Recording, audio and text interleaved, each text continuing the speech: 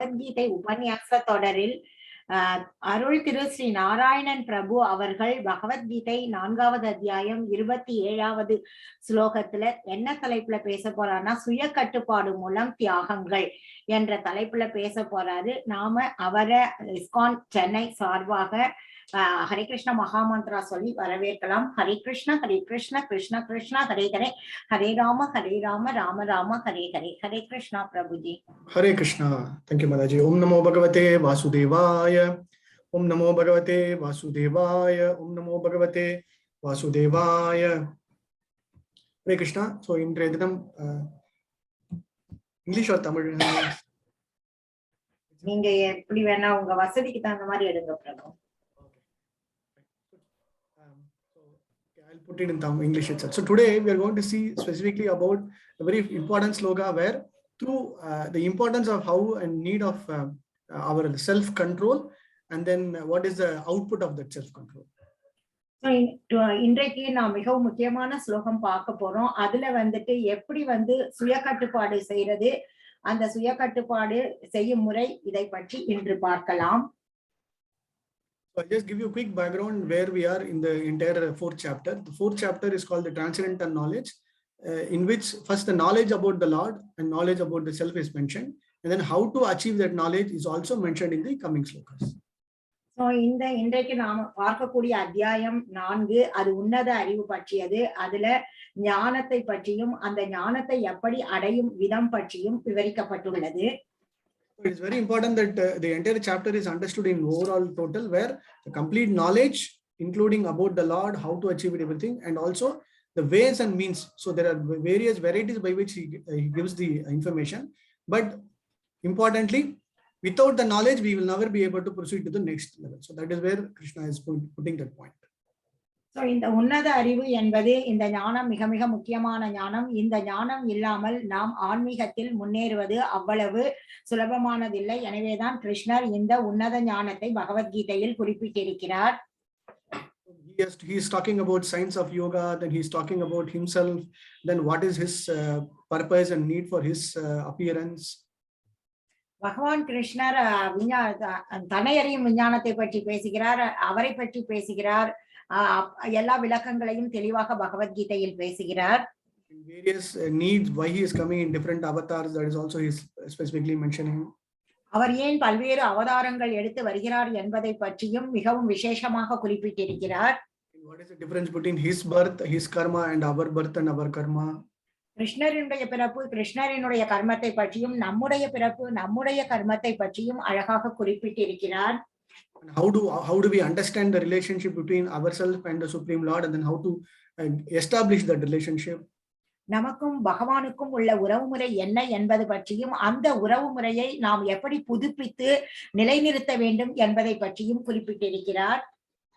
And then for that, what is that he has given us the provision in terms of the creating the society, making all the possible everything in the material world.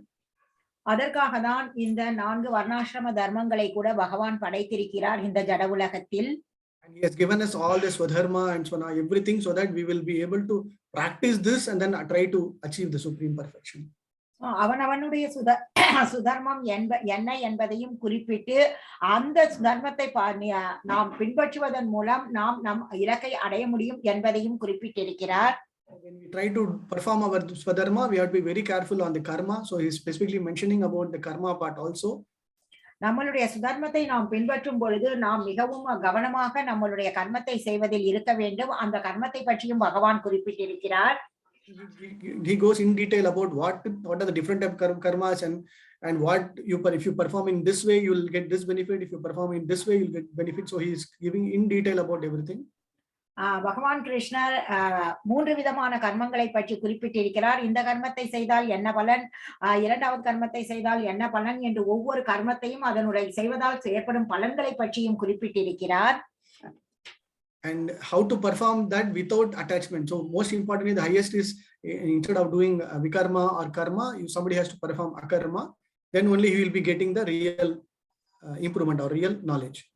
பகவான் குறிப்பிட்டிருக்கிறார், நாம் கர்மத்தையும் விகர்மத்தையும் செய்வதை விட அகர்மத்தை செய்வதனால் நாம் மிகுந்த பகவானை அடைய முடியும், அது பக்தி என்பதையும் குறிப்பிட்டிருக்கிறார். And how to perform that is through yajna, dhyana, and tapasya.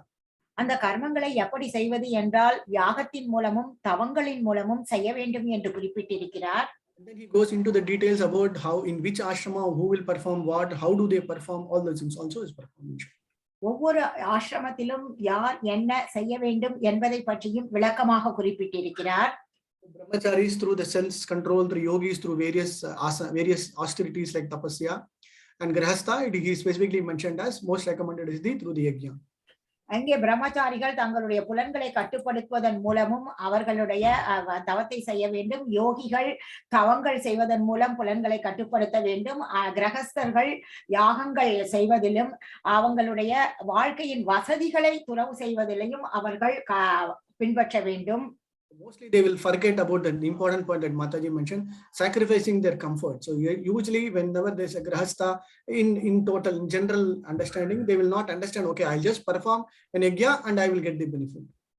பொதுவாக கிரகஸ்தர்கள் நினைப்பார்கள், நான் யாகங்களை செய்கிறேன், அதனால் அதனுடைய பலன்களை நான் பெறுவேன் என்ற எண்ணத்தில் இருக்கிறார்கள். Generally, most importantly, when you perform an yajna or when you perform a sacrifice, you have to undergo that brahmacharyam. You have to follow that austerity to get the real benefit. நாம் ஒரு யாகத்தை செய்யும் பொழுது அதற்கான தவங்களை நாம் பின்பற்றினால்தான் நமக்கு அதற்கான பலன்கள் கண்டிப்பாக கிடைக்கும். You may just assume, oh, I'm just a grahastha, I have all the dravyams, I have all the facilities, let me do this and then I'll get the benefit. நான் ஒரு கிரகஸ்தனாக இருக்கிறேன், என்னிடம் எல்லா வசதிகளும் இருக்கின்றன, நான் இதை செய்தால் இந்த பலன்களை பெறுவேன் என்ற எண்ணத்தில் பொதுவாக இருப்பார்கள் கிரகஸ்தர்கள். Lord is very beneficent. He is giving the phalam, he is giving the benefit, but just for becoming a karmedi, because it will help us only to do a sense gratification. So பகவான் நாம் ஆசைப்படுவதை கொடுப்பார், ஆனால் அது நம் புலனின்பத்தை மட்டும்தான் பூர்த்தி செய்யும். Prabhupada always says, when you don't know the purpose of that particular creation, we are actually wasting that particular energy. பிரபுபாதர் பொதுவாக சொல்வார், நாம் இந்த படைப்பின் நோக்கத்தை புரிந்து கொள்ளவில்லை எனில் எல்லாமே உபயோகமற்றது என்றுதான். Even this performing of this various sacrifices, yajna, we don't know the real purpose, then it is actually going into waste. நாம் பல வகையான யாகங்களை செய்து ஆனால் அதனுடைய நோக்கம் என்ன என்று நமக்கு தெரியவில்லை எனில் எல்லாமே உபயோகமற்றதாகிவிடும். And he is talking also about various types of yoga, not only just the fire sacrifices. There are tapo yajna, yoga yajna, swadhyaya yajna, dravya yajna, etc. யாக நெருப்பு மூட்டுவதை பற்றி மட்டும் பேசாமல் தபோமய யஜ்ஞா, யோக யஜ்ஞா, ஸ்வாத்தியாய யஜ்ஞா, திரவியமய யஜ்ஞா என்பதை பற்றியும் பகவான் பேசுகிறார். And what is the benefit of getting that? So somebody will say, okay, I will do this yajna, I will do this tapya, but what are the benefits? He is going in detail from 25th sloka to 35. He is giving all the kinds of details. பகவான் பொதுவாக மக்கள் நினைப்பார்கள், இந்த யாகம் செய்தால் இந்த பலன் கிடைக்கும் என்று. ஆனால் பகவான் கிருஷ்ணர் தெளிவாக பகவத்கீதையில் 25லிருந்து 35வது ஸ்லோகம் வரை எல்லா பலன்களையும் குறிப்பிட்டிருக்கிறார். For example, you want to get Brahman realization, you want to get all kinds of material desires fulfilled. Yes, you have an answer through the yajna. எடுத்துக்காட்டாக, நீங்கள் பிரம்மனை உணர வேண்டும் என்று நினைத்தால் அதற்கான பலனையும், நீங்கள் ஜட வாழ்க்கையில் என்ன ஆசைப்படுகிறீர்களோ அது பூர்த்தி அடைய வேண்டும் என்றால் அதற்கான பலன்களையும் குறிப்பிட்டிருக்கிறார். He goes from one stage to next stage, and finally he is mentioning whatever you want to get to live happily in this world, or to get out of this material world, or whatever you want to do, you have a solution through this yajna and tapasya. ஒரு நிலையிலிருந்து இன்னொரு நிலைக்கு போவது எப்படி, அது மட்டுமல்லாமல் இந்த ஜட உலகத்தில் நீங்கள் என்ன விருப்பப்படுகிறீர்களோ அந்த விருப்பங்களை பூர்த்தி செய்வதற்கான யாகங்களும் இருக்கின்றன என்பதையும் குறிப்பிட்டிருக்கிறார். Prabhupada so mercifully brings out finally that whatever yajna you do, the best yajna is Sankirtana yajna, that will encompass whatever all the mentioned above things only through the Sankirtana yajna. பிரபுபாதர் எல்லா யாகங்களை பற்றியும் குறிப்பிட்டிருக்கிறார். இருந்தாலும் நமக்கு எல்லா பலன்களையும் கொடுக்கக்கூடியது சங்கீர்த்தன யஜ்ஞமே என்பதையும் குறிப்பிட்டிருக்கிறார். Today we will just focus on the 27th sloka. இன்றைக்கு நாம் 27வது ஸ்லோகத்தை பார்க்கலாம். सर्वेन्द्रिय कर्माणि प्राण कर्माणि चापरे आत्म संयम्य योगनाग्नौ जुग्वति ज्ञान दीप्यते. So somebody who wants to have self realization, and somebody who wants to control the mind, somebody who wants to have the senses, then he has to follow a process called, most importantly, a process called the way of controlling the senses, through which through the different kinds of airs, like different kind of vayu that is there within the body. So யாரேனும் தனது மனதையும் புலன்களையும் கட்டுப்படுத்த வேண்டும், தன்னுணர்வை அடைய வேண்டும் என்று நினைக்கிறார்களோ அவர்கள் தங்கள் பல்வேறு பிராணங்களை அடக்க கற்றுக்கொள்ள வேண்டும். Specifically, Prabhupada mentions that all the functions of the senses has to be offered. So எல்லா புலன்களினுடைய அந்த செயல்களையும் நாம் அர்ப்பணம் செய்ய வேண்டும் என்று பிரபுபாதர் சொல்லி இருக்கிறார். So each sense has got its own specific function. For example, eyes, what is the function? To see. The nose is for breathing. So if every object has got indriya, indriyartha, we have the object and also the actual functionality. So ஒவ்வொரு புலனுக்கும் ஒவ்வொரு குறிப்பிட்ட வேலை இருக்கிறது. எடுத்துக்காட்டாக கண்கள் பார்ப்பதற்கும் மூக்கு நுகர்வதற்கும் பயன்படுத்தப்படுகிறது. Actually, from this section, if you read Bhagavad-Gita as a kind of a pranayama breathing exercise, then it will be really useful because the slokas itself will run through as though kind of meditation, like apane jugbati pranam pranan prane jugbati apare niyata. So like that, if it goes in that particular meter, you are actually performing pranayama by default. நாம் இந்த பகவத்கீதையை அந்த குறிப்பிட்ட அந்த முறைப்படி நாம் பாராயணம் செய்யும் பொழுது அதுவே நாம் பிராணாயாமம் செய்வதற்கு சமமாக கருதப்படுகிறது. This entire section is considered as a kind of a pranayama breathing exercise. So you don't need to go anything do specifically in terms of sitting in a particular posture and all. Just read Bhagavad-Gita in this particular meter, you will achieve that. இந்த குறிப்பிட்ட முறையில் நாம் பகவத்கீதையை அந்த மீட்டரில் பாராயணம் செய்யும் பொழுது நாம் கண்டிப்பாக அந்த பிராணாயாமம் செய்வதனால் ஏற்படும் பலன்கள் எல்லாம் நமக்கு கிடைக்கும். அதற்காக நாம் தனியாக சென்று உட்கார்ந்து பிராணாயாமம் செய்ய வேண்டிய அவசியம் இல்லை. And Prabhupada mentions about two specific things called as Paragatma and Pradyak Atma in the purport. பிரபுபாதர் தன்னுடைய பொருளுரையில் பிரத்யக் ஆத்மா அண்ட் பராக் ஆத்மா என்ற இரண்டு விஷயங்களை குறிப்பிட்டிருக்கிறார். What is Paragatma? Paragatma is the Atma. We as a Jivatma, we are there, we are conditioned within the body, and within this body, when this Atma is fully utilizing the all the sense organs, whether it is seeing or hearing or tasting everything for their sense gratification, then it is called as Paragatma. பராகாத்மா என்பது அது புலனுகர்ச்சியில் பற்றுதல் கொண்டிருந்தால் அதற்கு பராக் ஆத்மா என்று பெயர். But the same Atma, when it is not enjoying, the senses are still there, but it is not enjoying those senses, it is sacrificing that senses, means it's called as Pratyak Atma. அதே ஆத்மாவானது புலனின்பத்தில் ஈடுபடாமல் புலனின்பத்தில் இருந்து விடுபட்டு இருந்தால் அது பிரத்யக் ஆத்மா என்று அழைக்கப்படுகிறது. How do we understand this sacrifice between self-enjoyment versus offering it to the Lord? இதை நாம் எப்படி பிரித்து பார்ப்பது, நாம் சுயமாக அனுபவிப்பது எப்படி, பகவானுக்கு அர்ப்பணம் செய்வது எப்படி என்பதை பற்றி நாம் புரிந்து கொள்ள வேண்டும்.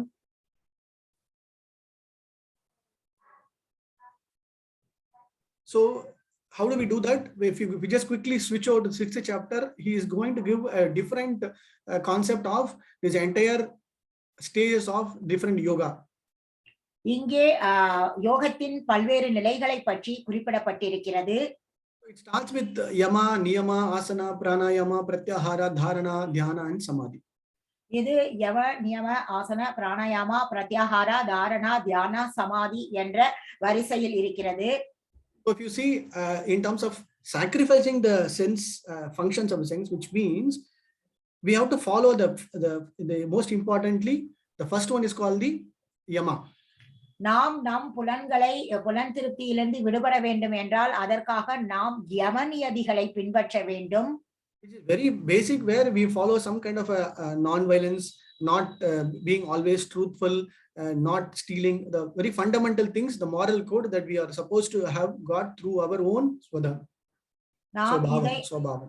நம்மளுடைய ஸ்வபாவ நிலைக்கு ஏற்ற மாதிரி நாம் இந்த அகிம்சை முறையில் இருக்க வேண்டும், திருடக்கூடாது, பொய் சொல்லக்கூடாது, உண்மையாக இருக்க வேண்டும், இதையெல்லாம் நாம் பின்பற்ற வேண்டும். Prabhupada mentions in one of the lectures, when you follow your swabhava, 50% of your life is fully achieved, like the purpose is achieved. அவரவர்களினுடைய ஸ்வதர்ம நிலையை, ஸ்வரூப நிலையை நாம் பின்பற்றினால், ஸ்வபாவ நிலையை, சுபாவத்தை நாம் பின்பற்றினால் நாம் 50% நம்மளுடைய வாழ்க்கையில் வெற்றிகரமாக இருக்கலாம் என்று பிரபுபாதர் குறிப்பிட்டிருக்கிறார். Then the 50% is achieved through the Swadharma. அடுத்த 50% ஆனது ஸ்வதர்மத்தின் மூலம் அடையப்படுகிறது. What is Swabhava? As a Jivatma, you are born in a particular conditioned life, in a particular family. By default, you will have some specific Swabhava. So, Swabhava என்றால் என்ன என்றால் நம்மளுடைய சுபாவத்திற்கு ஏற்ற மாதிரி நாம் ஒரு குறிப்பிட்ட குடும்பத்தில் பிறந்து அந்த குறிப்பிட்ட குணநலன்கள் உடன் இருப்பதுதான் Swabhava என்று குறிப்பிடப்படுகிறது. Because of the influence of Kali, the Swabhava is getting changed as we grow in our life, or we take a lot of influence from other things. So இந்த கலியினுடைய ஆதிக்கத்தினால் நம்மளுடைய ஸ்வபாவமானது அந்த கலியின் ஆதிக்கத்திற்கு உட்பட்டு பல்வேறு மாற்றங்களை அடைகிறது. So in those, it is a very direct example. In those days, people who are following their own religious principle and code, they had their swabhava. Just by their characters, just by their actions, we will know what is their swabhava. ஸ்வபாவா என்பது அவர்களினுடைய குணநலன்களை குறிக்கிறது. அவர்கள் எப்படி நடந்து கொள்கிறார்களோ அதிலிருந்து அவர்களுடைய ஸ்வபாவ நிலை என்ன என்பது போன காலங்களில் நம்மால் தெளிவாக புரிந்து கொள்ள முடியும். Just by their behavior, external appearance and their way of talking and their actions, then we will know, oh, this person is a very nice person, this swabhava, this person is very good. Like that we are able to judge, or we are able to come to a conclusion. So அவர் பேசும் முறை, அவர் நடந்து கொள்ளும் முறை, அவரினுடைய நடத்தை, இதிலிருந்து இந்த நபர் இப்படிப்பட்டவர், மிகவும் நல்லவராக இருக்கிறார் என்ற ஒரு முடிவுக்கு நம்மால் வர முடியும். But now it is completely not possible. ஆனால் தற்போது இது சாத்தியமல்லை. Because this Kali Yuga, even the Kali Purusha comes as a big, dressed like a big opulent king. இங்கே கலியுகத்தில் இந்த கலிபுருஷர் மிகவும் ஐஸ்வர்யம் நிறைந்த ஒரு அரசனாக தன்னை அலங்காரம் செய்து கொண்டு வருகிறார். That is just an example. So Yama is very important. Then when you have the Yama, you have to follow the Niyama. நான் எப்பொழுதெல்லாம் யமம் என்ற இதை நாம் பின்பற்றுகிறோமோ அடுத்தபடியாக நாம் நியமத்தையும் பின்பற்ற வேண்டும். Why Niyama? Yama and Niyama will always go together, because that is where your complete self-control will come into picture. So நாம் முழுமையான சுய கட்டுப்பாட்டில் இருக்க வேண்டும் என்றால் யமத்தையும் நியமத்தையும் பின்பற்ற வேண்டும். ஏனென்றால் அவை இரண்டும் ஒன்றோடொன்று இணைந்தது. So in Niyamam, you have your own personality. For example, everybody will have their own habits, own way of their personal living. So it will vary from one person to another person. நியமத்தில் ஒவ்வொரு நபருக்கும் அவருடைய சொந்த முறையான வாழ்க்கை அதை சார்ந்திருக்கும். Prabhupada has brought out this society in which whomsoever wants to come in, they can come. They have to follow a particular niyamam, so that within that niyamam, if you follow, then you will be able to achieve the supreme perfection. பிரபுபாதர் இந்த அகில உலக கிருஷ்ண பக்தி இயக்கத்தை தோற்றுவித்து யாரெல்லாம் இதில் வருகிறார்களோ அங்கே கிருஷ்ண பக்தி இயக்கத்தில் என்ன நியமங்கள் கொடுக்கப்பட்டிருக்கின்றனோ அதனை நாம் பின்பற்றினால் நாம் நம்மளுடைய ஆன்மீகத்தில் முன்னேறலாம் என்று குறிப்பிட்டிருக்கிறார். That niyamam will ensure that our senses are automatically controlled. So நியமம் என்பது நிச்சயமாக நம்மளுடைய புலன்கள் தானாகவே கட்டுப்படுத்தப்படும் என்பதை குறிக்கிறது. That is where you have this purity in terms of saucham, in terms of santosham, in terms of content, in terms of swadhyaya, in terms of tapasya, whatever be the practices that has been outlined in the niyamam, it will be easily getting fulfilled. So இப்படிதான் இந்த நியமங்களில் என்னென்ன குறிப்பிடப்பட்டிருக்கின்றனவோ தூய்மை, தன்னடக்கம், அசுய ஆய்வு, ஒழுங்கீனம், இதெல்லாம் அர்ப்பணம், இதெல்லாம் நாம் தானாகவே நியம விதிகளை பின்பற்றினால் அடைந்து விடுவோம். Where we have the best example, offering our sense functions of the senses is through first starting with Mangala Arati, waking up at the right time, performing japa at the Brahma Muhurta time till the end Shayana Arati. If you see the cycle of from morning 4:30 to evening 8:30, you will easily understand that this has been made possible by Srila Prabhupada. So Srila பிரபுபாதர் மிகவும் சீரும் சிறப்புமாக காலை 4:30 மணி மங்களார்த்தியில் தொடங்கி நாம் தொடர்ந்து என்ன இஸ்கானில் குறிப்பிடப்பட்டிருக்கிறதோ அதனை சயன ஆர்த்தி வரை தொடர்ந்து செய்யும் பொழுது அந்த சுழற்சியில் ஆட்டோமேட்டிக்காக நமக்கு எல்லாமே சரியான கட்டுப்பாட்டுக்குள் வந்துவிடும். In that he has given a provision where you can perform your normal day-to-day activities, you can go to office, you can perform household activities, everything is also encompassed within that. பிரபுபாதர் திட்டமிட்டிருக்கும் முறையில் நாம் நம்மளுடைய அன்றாட பரிந்துரைக்கப்பட்ட கடமைகளை செய்து அதே சமயத்தில் ஆன்மீக பயிற்சியும் செய்யலாம் என்பது போல் இருக்கிறது. In terms of mind, in terms of senses, in terms of having our control, everything, that is all automatically taken care. It is similar to whatever we perform day to day yajna. நம்மளுடைய அன்றாட அந்த யாகம் என்பது நம்மளுடைய உடலையும் மனதையும் செயலையும் கட்டுப்படுத்தக்கூடிய வகையில் அமைக்கப்பட்டிருக்கிறது. Krishna says prana karmani chapare atma samya yogna. So when you have atma samya, like you are able to control that in terms of a daily practice through your mind, everything, then that is also an yajna that you are performing on a day-to-day basis. ஒவ்வொரு நாளும் அன்றைக்கு நாம் நம்மளுடைய மனதையும் புலன்களையும் கட்டுப்படுத்தினாலே நாம் நம் மனதையும் புலன்களையும் கட்டுப்படுத்தலாம் ஒவ்வொரு நாளும் என்று கிருஷ்ணர் பகவத்கீதையில் குறிப்பிட்டிருக்கிறார். Coming back to another section where Prabhupada is also mentioning about the different the life airs. So I'll touch upon that, then I'll come to another topic. பிரபுபாதன் மற்ற வாழ்க்கையினுடைய செயல்களை பற்றியும் சொல்லி இருக்கிறார், அதை பற்றியும் நாம் பார்க்கலாம். So he's mentioning Jugvati Jnana Deepyate. So Jugvati means you are offering to knowledge to get that through the mind. So in terms of different kinds of vayu, different kinds of life air. So பல்வேறு வகைப்பட்ட அந்த பிராணனின் இயக்கங்களை தன்னுணர்வின் உந்துதற்காக அர்ப்பணித்தல் பற்றி இங்கே குறிப்பிடப்பட்டிருக்கிறது. In this body, all this specific prana, apana, vyana, samana, udhana, like all these types of airs keep rotating within our body. So நம்மளுடைய உடலில் பிராணவாயு, அபானவாயு, வியானவாயு, சமானவாயு, உதானவாயு என்ற வாயுக்கள் சுழன்று கொண்டிருக்கின்றன.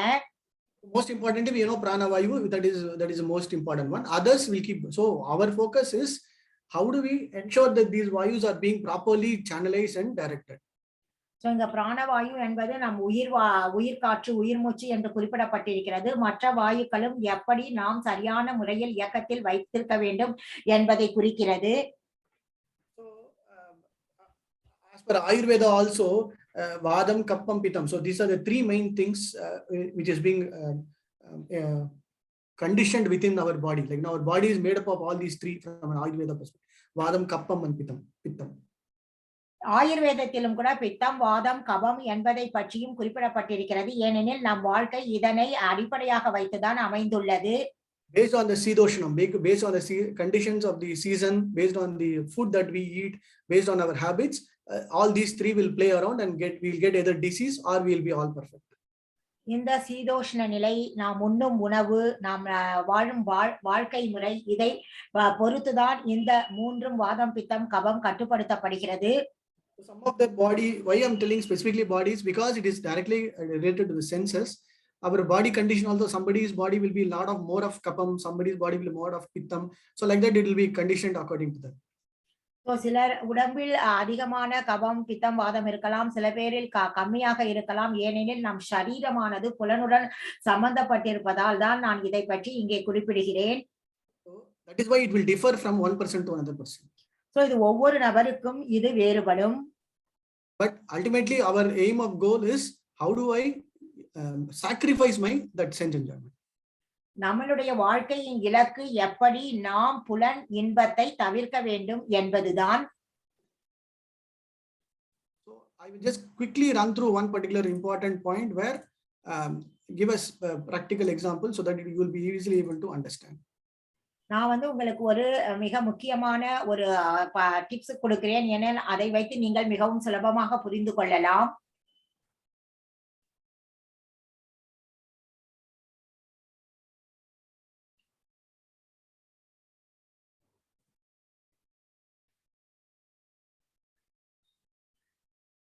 Okay, so you have your indriyas, you have various kinds of indriyas.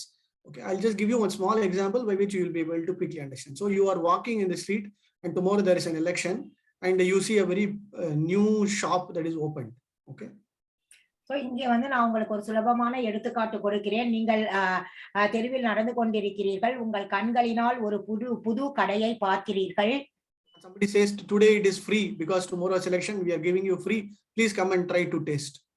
So நாளைக்கு election இருக்கிறதுனால இன்னைக்கு நாங்கள் ஃப்ரீயா கொடுக்கிறோம், நீங்க வந்து எங்கள் உணவை சுவைத்து பாருங்கள் என்று சொல்லப்படுகிறது. So just by hearing the word free, immediately our mind will get to, our intelligence will start working. Oh, free means I can do anything I want. So நமக்கு ஃப்ரீயா கிடைக்கிறது என்றால் உடனடியாக நம்மளுடைய மனது யோசிக்க ஆரம்பித்து விடுமோ, நான் இதை முயற்சி பண்ணலாம் என்று.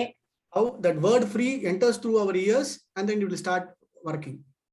காது வழியாக அந்த ஃப்ரீ என்ற வார்த்தை நம்ம காதுக்குள் நுழைந்து அது வேலை செய்ய ஆரம்பிக்கிறது.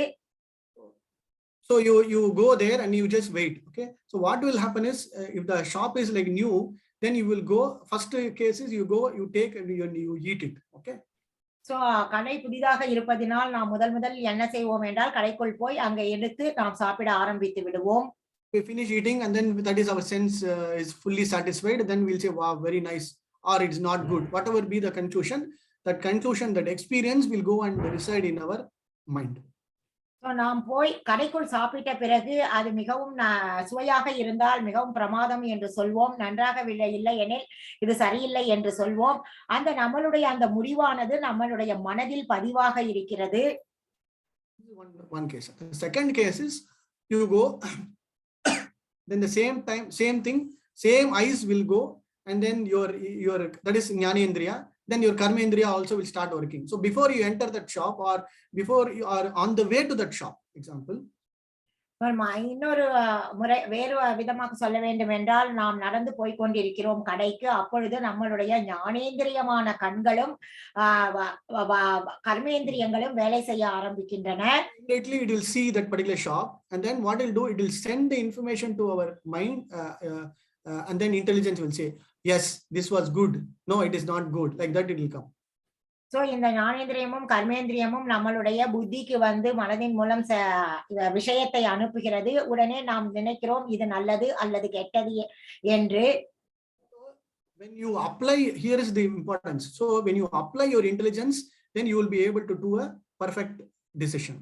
நாம் நம்மளுடைய புத்திசாலித்தனத்தை உபயோகித்தால் நாம் சரியான பக்குவமான முடிவை எடுக்க முடியும்.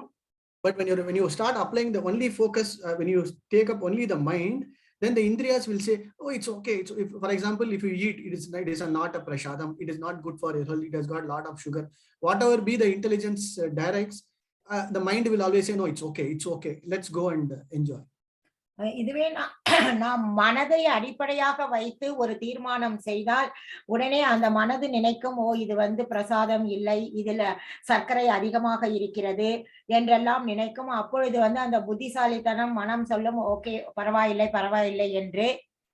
Again you will go, you will enjoy, then you are again satisfying your senses.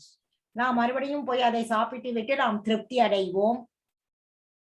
But and the same scenario, but if you apply your intelligence, then the same Jnanendriya and Karmendriya will turn you towards the other direction.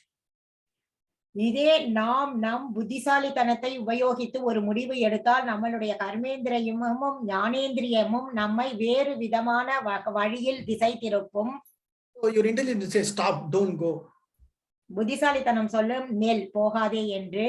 Immediately the senses will follow whatever the instructions of the intelligence. அப்பொழுது அந்த நம்மளுடைய புலன்கள் புத்தியினுடைய அறிவுரையை பின்பற்றும்.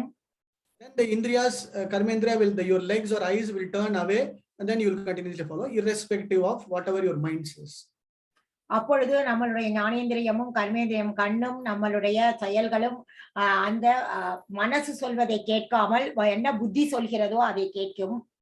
Here it means in one way you will say, oh, I have made a big sacrifice.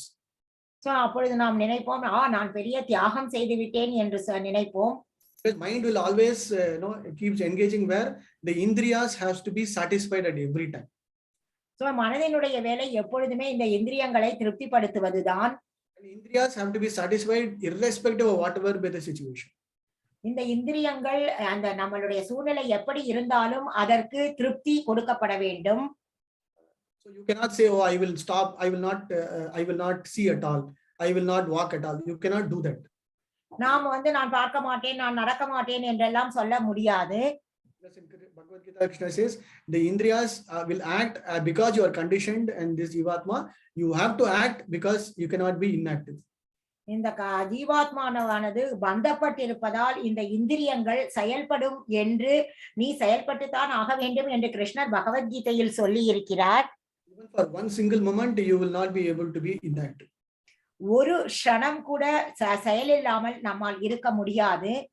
In this way, how are we going to sacrifice our functions of the senses? So இப்படி நாம் நம்மளுடைய புலன்களினுடைய அந்த செயல்களை எப்படி தியாகம் செய்ய போகிறோம்? When we properly utilize our intelligence in the right direction, then we are actually automatically performing the sacrifice. நாம் நம்முடைய புத்தியை சரியான வழியில் செய்தோமானால் அப்பொழுது நம்மால் சரியான முறையில் தியாகங்கள் செய்ய முடியும். You don't have to do any specifically, oh, I will do this today, like that. You don't have to do anything specifically.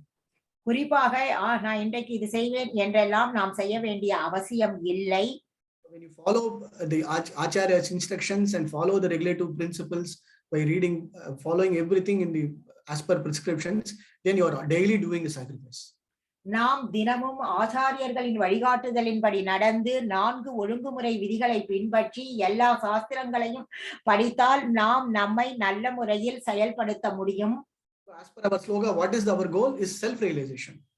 இந்த ஸ்லோகத்தின்படி நம்மளுடைய இலக்கு தன்னை உணர்வது. When you continuously perform this, then only it won't happen immediately, but one day or the other you will get that self-realization.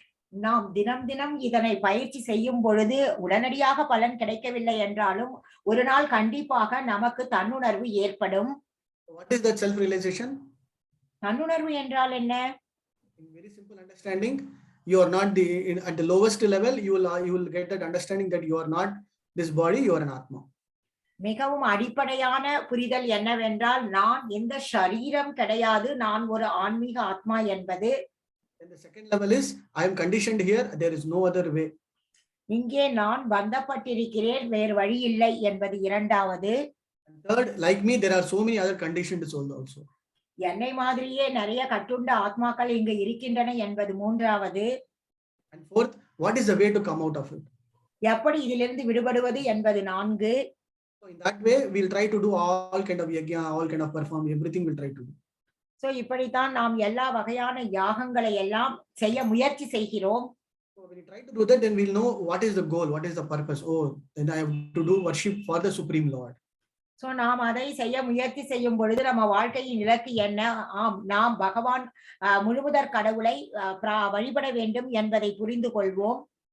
Then we see, oh, for me to perform that goal, I have to establish a relationship with the person. நான் என்னுடைய இலக்கை அடைவதற்கு நான் பகவானுடன் என்னுடைய உறவு முறையை புதுப்பித்துக் கொள்ள வேண்டும் என்று நினைப்போம். So you are slowly graduating from primary to secondary.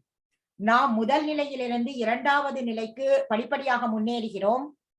When you move to the second level, then you say, yes, I have to do this nitya. I have to do not only for every month or every year. I have to do this perform every day. நாம் இரண்டாவது நிலைக்கு போன பிறகு நித்தியமாக ஒவ்வொரு நாளும் நாம் இதனை செய்ய வேண்டும் என்று புரிந்து கொள்வோம். And then we realize that he is the Supreme Lord. I am just his servant. பகவான் முழுமுதற் கடவுள், நான் அவருடைய சேவகன் என்பதை நாம் உணர்கிறோம்.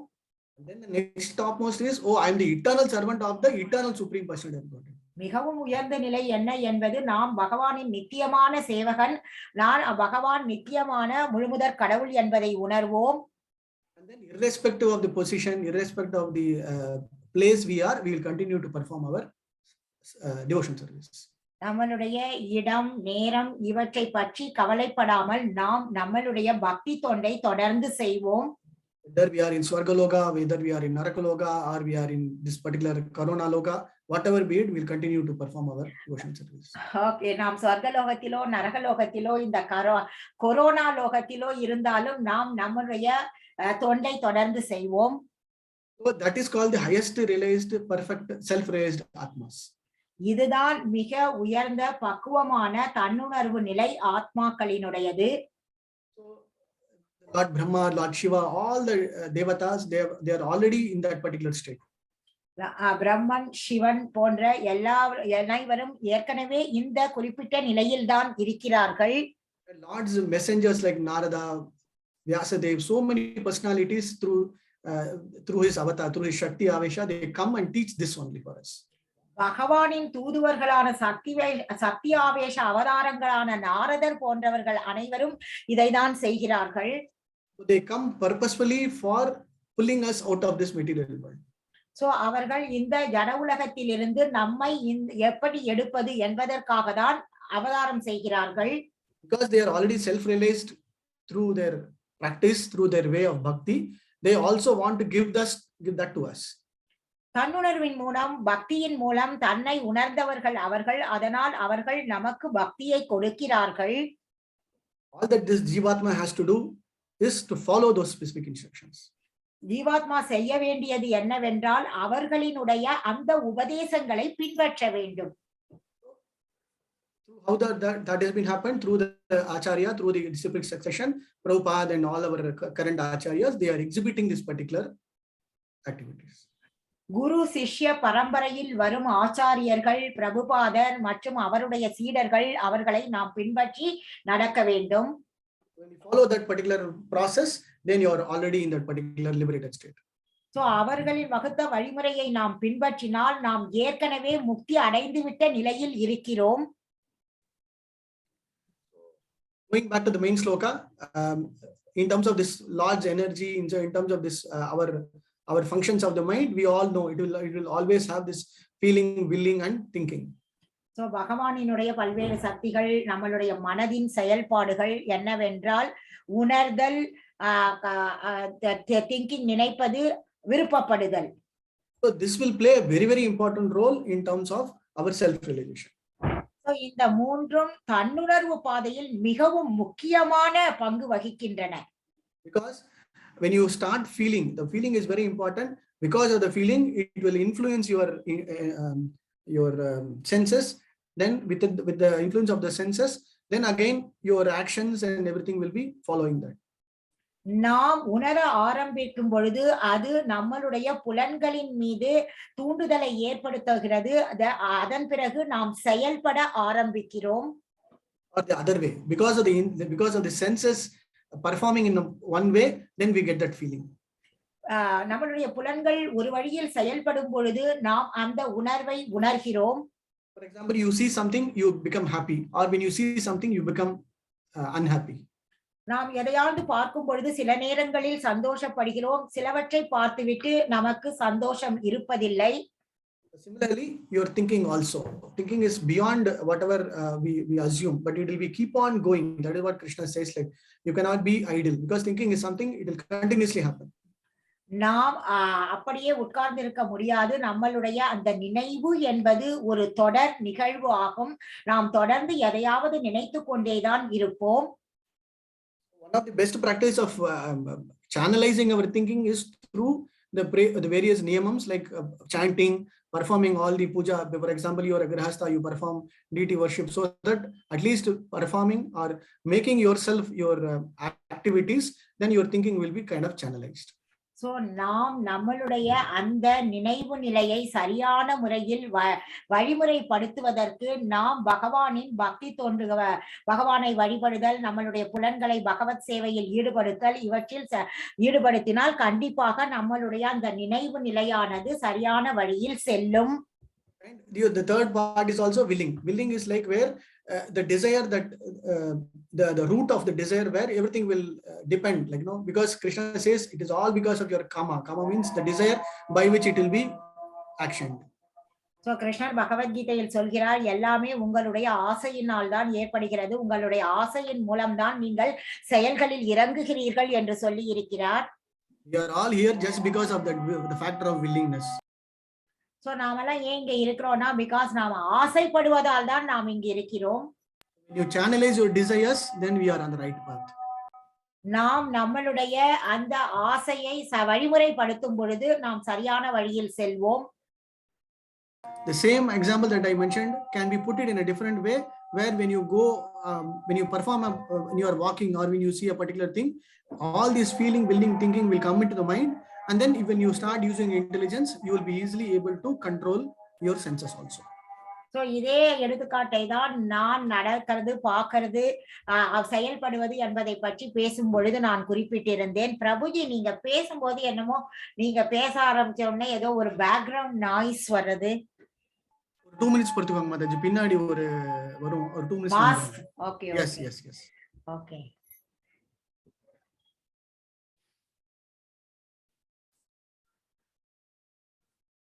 Just touch upon this very important point, why somebody having the same mind with the different senses has got both the factors.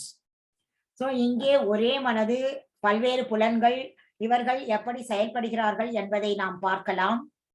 So with the senses, because the mind is trying to have that part, either you will be having fear, frustration, worry, stress, doubts, shame, etc. So நமக்கு இந்த புலன்கள் இருப்பதினால் பயம், விரக்தி, வருத்தங்கள், அழுத்தங்கள், சந்தேகங்கள், அவமானங்கள் இதெல்லாம் ஏற்படுகின்றன. Why? Because we are not able to have a proper channelization or a control. ஏனெனில் நமக்கு ஒரு சரியான முறையில் நாம் அவற்றை மனதை கட்டுப்படுத்தவில்லை என்பதால் தான். The same mind, with a proper channelization, you will get peace, you will get success, you will get happiness, you will get, there are differences between success, happiness, joy and blissful, but you will get the same thing through a different way also. இதே மனதை சரியான முறையில் நாம் வழி நடத்தினால் நமக்கு அமைதி, வெற்றி, சந்தோஷம், பேரானந்தம், ஒளி அதிர்வு எல்லாம் நமக்கு கிடைக்கும். Finally, you will get the enlightenment also, the final destination. So நமக்கு பேரானந்தம் நமக்கு கிடைக்கும்.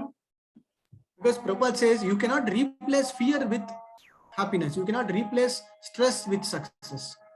So பிரபுபாதர் தெளிவாக குறிப்பிடுகிறார், பயத்தை சந்தோஷத்தினால்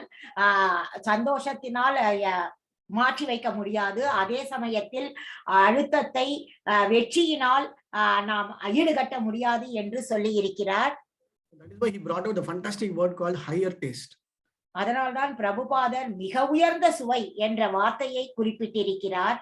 So when you try to suppress fear, when you try to suppress worries, when you try to suppress doubt, stress, it will actually come back again and again. நாம் இந்த பயத்தையோ இந்த கவலைகளையோ நாம் அடக்கி வைக்க முயற்சி செய்யும் பொழுது ஆனால் அது மறுபடியும் எழுந்து வரும் நமக்கு. But when you replace that with a different aspect of having a follow a process, then you will get peace, then you will get happiness, then everything. So இதற்கு பதிலாக நாம் சரியான வழியில் அந்த புலன்களை ஈடுபடுத்தும் பொழுது நமக்கு சந்தோஷம், வெற்றி கிடைக்கும்.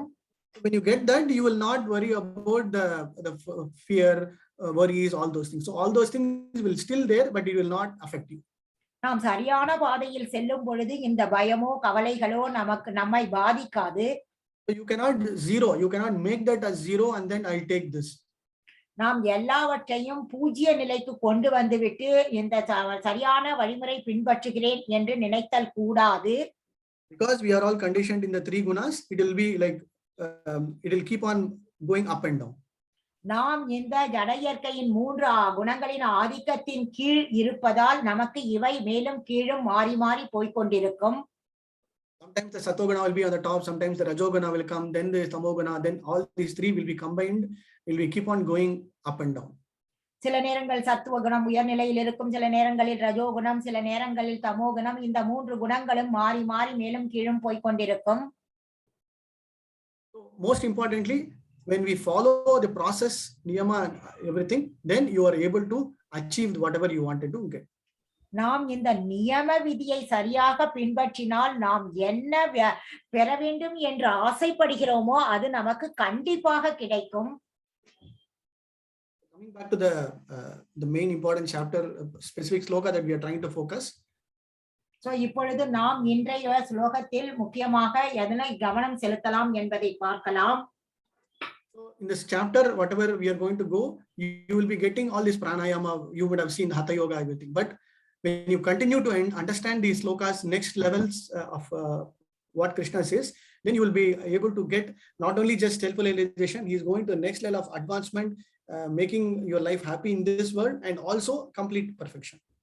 So இந்த ஸ்லோகத்தில் இந்த அஷ்டாங்க யோக முறை இதை பற்றி குறிப்பிடப்பட்டிருந்தாலும் இதனையும் தாண்டி அடுத்த நிலைக்கு நாம் போகும் பொழுது எப்படி முன்னேறுவது, எப்படி தன்னை உணர்வது என்பதை எல்லாம் நாம் புரிந்து கொள்ளலாம். Okay, and then how to do that, then that is also going to come. It is not a normal way, it is the best way that Prabhupada, Krishna says. So அதனை எப்படி அடைவது என்பதற்கு மிக சிறந்த வழியை ஸ்ரீல பிரபுபாதர் அவர்கள் குறிப்பிட்டிருக்கிறார். And then that let us have that as secret. When the wonderful devotees, when they come, they will teach us how to do that.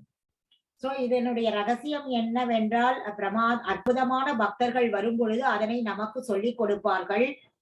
So what is the summary? Whatever you perform in terms of the various yajnas, various sacrifices, it must have a culmination. It must have some kind of a purpose of gaining some knowledge.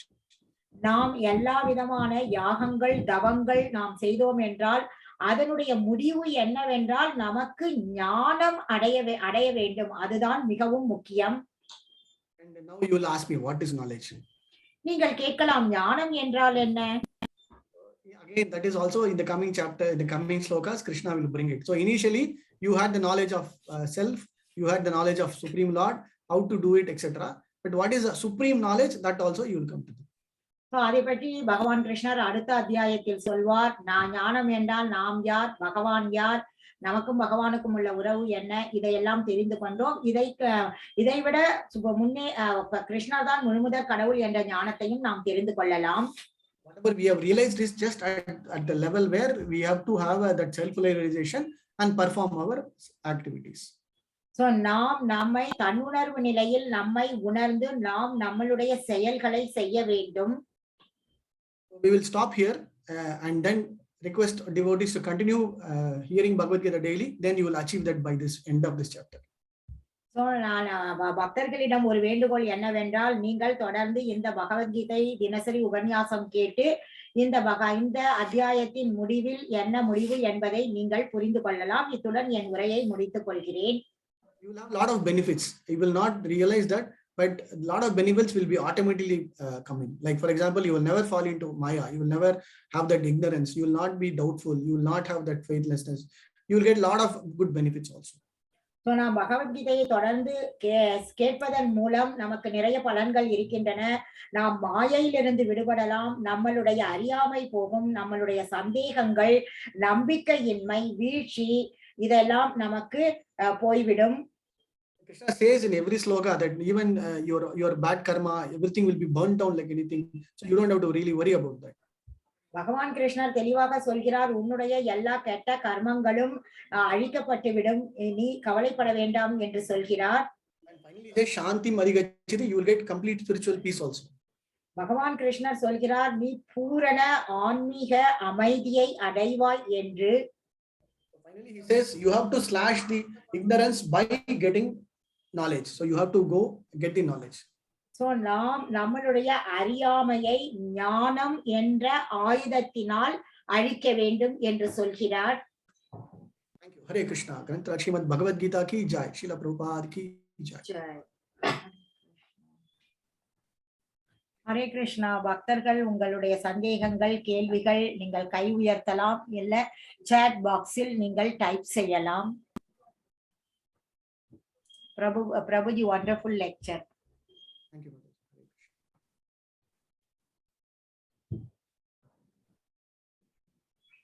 Okay, we'll conclude here today. Hare Krishna. Srimad Bhagavad-Gita ki jai. Srila Prabhupada ki jai. Anantapoti Vaishnava Vrinda ki jai. Vancha kalpatarubhyasya kripa sindhubhyevacha patitanam pavanebhyo Vaishnavabhyo. Hare Krishna. Hare Krishna.